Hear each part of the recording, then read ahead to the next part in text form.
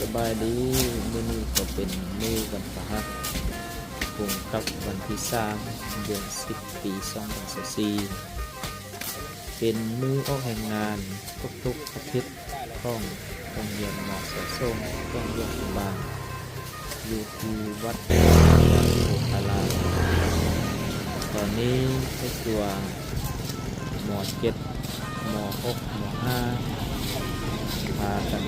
ตั้งยาอนามัยเพื่อทำความสะอาดให้ใช้เรียนสะอาดงามตาบางห้องก็พากันเก็บขี้เหงื่อบางห้องก็พากันไปล้างห้องน้ำและบางห้องก็พากันเก็บดินมาต้มต้นทางที่เป็นคุ้มที่เปื่อยๆเพื่อให้รถไปมาสะดวกสบาย